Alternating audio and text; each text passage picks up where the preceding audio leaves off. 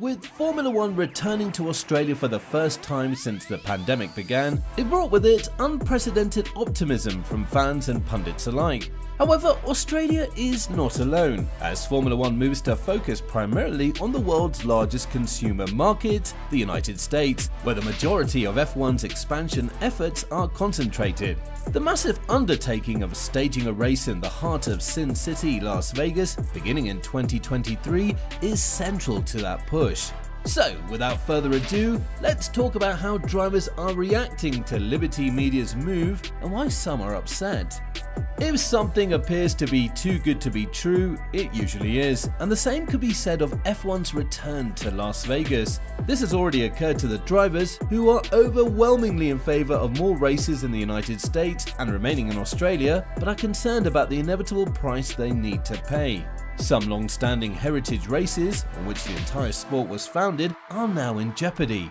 The current commercial agreement with teams limits the number of races to 24 per season, with the addition of Vegas, Qatar and China to the current 22-race calendar. 2023 is already exceeding that, and with F1 expected to come back to Kyalami, South Africa after a 30-year hiatus, that number could grow even more. Something has to give, but no one is willing to give it, especially the drivers who may be forced to miss out on a home Grand Prix next year, with Esteban Ocon taking a stand in particular. I'm very happy to discover new tracks, but yes, to see my home Grand Prix under threat, I'll definitely do everything I can to be vocal on that. It's extremely special when we go there every year, so I don't know the situation exactly, but I'm not happy to hear it's under threat at the moment, and I'll do everything I can to keep it on the calendar. Spaniard Carlos Sainz made a similar point. I'm a big fan of going to Miami and Vegas, but at the same time it's a big loss having to lose races. I wouldn't like to stop racing in Europe. It's a great place to go racing, it's where our heritage is, and I think we need to keep coming back, even if it's not every year, at least keep it on the calendar. Dutch world champion Max Verstappen also reiterated the point. I think we have to find a balance, of course. It's very important we do visit proper tracks still, not only street circuits, but I'm sure F1 is well aware of that. I can definitely understand that we need a few more races in the US to increase the popularity there as well, and of course we're happy to go there, but we also find it important to keep a few historical tracks that are really enjoyable to drive on the calendar. Even Canadian Lance Stroll, who understands the desire for America gains, was concerned about the future of European heritage races. In a way, I think it's the direction Formula One has to take. It's evolving the sport, it's great for the American market, and it's bringing a lot of attraction to F1.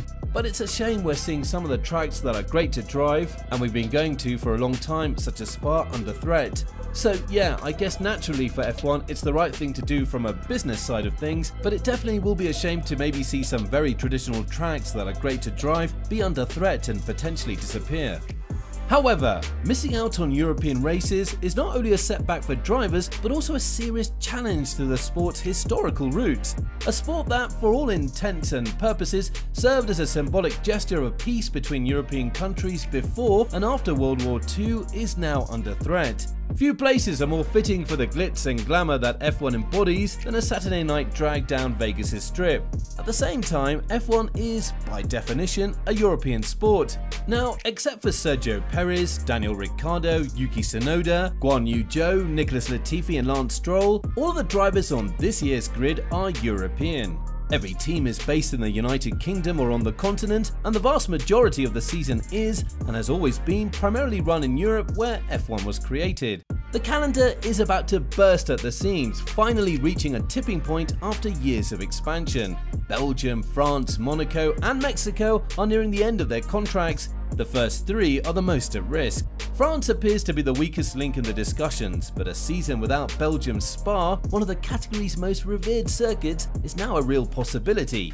A season without the Monaco Grand Prix, which is also under threat, would even be more incomprehensible. Monaco was once thought to have a special status that exempted it from paying a license fee, but that has since been removed, implying that it's no longer untouchable. Organisers remain confident that it will remain on the calendar beyond 2022, but the warning signs are hard to ignore. In March, F1 chief Stefano Domenicali warned that having a pedigree is no longer enough in terms of hosting races. McLaren boss Zak Brown told media that Monaco needed to start coming up to the same commercial terms as other Grand Prix if it wanted to stay on the calendar. Nonetheless, there can be no pleasing everyone, and it's up to new owners Liberty Media to strike a balance between commercial gains and the overall image it seeks. With the Concord agreement stretched to its limit, further expansion is no longer an option, and drivers are increasingly vocal about overworked teams. Last week, world champion Max Verstappen said that the ideal number of races is 15 to 18, echoing a growing consensus in the F1 paddock. Fernando Alonso also made comments during the Australian Grand Prix on Friday. "We need to be careful with the number of races. I think we need a limit because I think for the teams it's quite demanding how the schedule is now, especially as we don't have so many races in Europe anymore." Carlos Sainz agreed, adding, "I think there needs to be a limit, so in the end some of the races will pay the price of having to stay out." It's a wish that drivers and teams will not be granted, with F1 now essentially a year-long circus. When pre-season testing is taken into account, December and January are the only months without some form of F1 activity. European races are more likely to be axed or rotated, but whether the Australian Grand Prix should be concerned is unclear. It has a contract until 2025 and recently held what was arguably its most successful race in Melbourne. The elephant in the room, however, is that a race in Australia is not suitable for European audiences who must watch at the crack of dawn. It's not much better in the United States. Those on the West Coast have to watch late on a Saturday night, while those on the East Coast have to watch in the early hours of Sunday morning. So it's no surprise then that F1's US owner Liberty Media has increasingly shifted the sport's focus away from Australasia, where it was rapidly expanding in the early 2010s with new races in China, Korea and India. F1 raced 7 times in Australasia in 2011, but only twice in the Americas, in Canada and Brazil. There will be 5 races in the Americas this year, with Vegas still to come, and only 3 trips to Australasia. There's a strong case to be made that Melbourne will remain safe in the long run, given that F1 will still want a global presence, not just strongholds in Europe and the United States and big money Middle Eastern swings. Nonetheless, the reality is that established races are in jeopardy. More commercially viable options are emerging, while teams are already being stretched to their breaking point by constant globetrotting.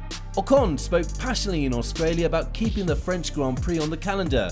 Mick Schumacher joked, but not really, about returning to Germany.